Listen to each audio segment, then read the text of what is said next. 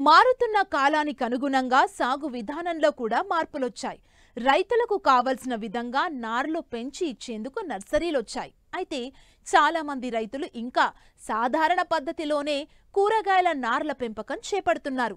ప్రతికూల వాతావరణ పరిస్థితుల వల్ల సకాలంలో తగిన నారు దిగుబడి పొందలేకపోతున్నారు. ప్రస్తుతం చాలా ప్రాంతాల్లో కూరగాయ నారుమల్లలో నారుకుళ్ళు తెగులు ఆశించి తీవ్రంగా నష్టపరుస్తోంది. దీని నివారణకు చేపట్టాల్సిన చర్యలు, శాస్త్రీయ పద్ధతిలో నారుమల్ల పెంపకం వల్ల కలిగే ప్రయోజనాల గురించి ఇప్పుడు తెలుసుకుందాం. పంటల దిగుబడి ఆరోగ్యవంతమైన నారుమడి పెంచడంపైనే ఆధారపడి ఉంటుంది. అధిక దిగుబడులు పొందడానికి నారుమడి దశలోనే రైతాంగం శ్రద్ధ వహించాలి. చాలా వరకు రైతులు హైబ్రిడ్ విత్తనాలనే ఎక్కువగా వాడుతున్నారు. వీటి ధర కూడా ఎక్కువగానే ఉంటుంది. కాబట్టి ప్రతి విత్తనాన్ని మొక్కగా మలిచేటట్లు చూసుకోవాలి. నారుమడిని పెంచే ముందు మనం సాగు చేసే విస్తీర్ణానికి అనుగుణంగా నారుమడిని తయారు చేసుకోవాల్సి ఉంటుంది. కానీ భద్రాద్రి కొత్తగూడెం జిల్లా సుజాతానగర్లోని రైతులు చాలా వరకు సంప్రదాయ పద్ధతిలోనే కూరగాయల నారు పెంచుతున్నారు. శాస్త్రీయ పద్ధతులలో ఎత్తుమడులపై నారు పెంచకపోవడం వల్ల అధిక వర్షాలకు నారుకుళ్ళు తెగులు ఆశించడంతో రైతులు తీవ్రంగా నష్టపోతున్నారు. ఇటు శ్రమ, అటు సమయం వృధా అవుతుంది. ఈ సమస్య నుంచి బయటపడాలంటే విత్తనం దగ్గర నుండి నారు విత్తే వరకు పలు యాజమాన్య పద్ధతులు చేపట్టాలని సూచిస్తున్నారు భద్రాద్రి కొత్తగూడెం జిల్లా కృషి విజ్ఞాన కేంద్రం ఉద్యాన శాస్త్రవేత్త డాక్టర్ బి శివ. ప్రస్తుతం రైతులు మిరప, టమాటా, వంగ, క్యాబేజీ, కాలీఫ్లవర్ ఇలాంటి నార్లను సాగు చేస్తున్నారండి.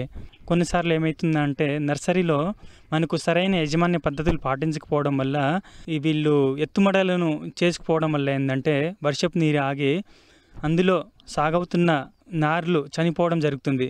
ముఖ్యంగా ఇలాంటి సమయంలో మనకు నీరు ఆగినప్పుడు ముఖ్యంగా వేరుకుళ్ళు వచ్చే ఛాన్సెస్ ఉన్నాయండి. ఈ విధంగా మనకు ఒక ఎకరానికి నారు వేద్దామనుకునే రైతులు వాళ్లకు కనీసం అరెకరంలో కూడా రావట్లేదండి.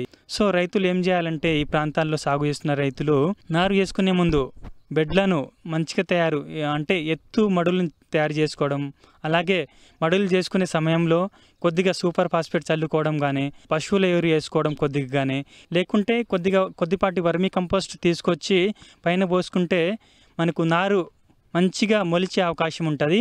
అలాగే ఆరోగ్యంగా పెరిగే అవకాశం ఉంటుందండి. ఆ తర్వాత పైనుంచి మనం గడ్డిని టార్పలిన్ కవర్ చేసుకుంటే వర్షం పడే సమయంలో వర్షపు నీరు ఆగకుండా చేసుకోవచ్చండి. ఆ రోజుకి అంతో ఈ నారుమళ్లకు నీరు ఇచ్చుకుంటే వాటికి తగినంత నీరు అంది మంచిగా మొలిచే అవకాశం ఉంటుంది. అలాగే ఇందులో మొలిచిన ఒక 5 రోజులు కానీ వారం తర్వాత కానీ పైనున్న గడ్డిని తీసేసి గాలి తగిలే విధంగా చేసుకోవాలండి. నారు వేసుకున్న తర్వాత 10-15 రోజులకు అలాగే 25 రోజుల సమయంలో మనకు నారుమళ్లకు మ్యాంకోజెబ్ కానీ, బ్లూ కాపర్ కానీ, రిడోమిల్ కానీ చల్లుకుంటే మనకు వేరుకుళ్లను నివారించుకునే ఛాన్సెస్ ఉంటాయి. అలాగే మనకు మల్టీకే కానీ, 1919 కానీ పైనుంచి చల్లుకోవడం వల్ల నారు చాలా ఎత్తుగా పెరిగే అలాగే ఆరోగ్యంగా పెరిగే అవకాశం ఉంటుంది. శాస్త్రవేత్తల సలహాలు, సూచనలు పాటించి శాస్త్రీయ పద్ధతిలో నారు పెంచి సాగు చేస్తే అన్ని విధాలుగా లాభదాయకంగా ఉంటుంది.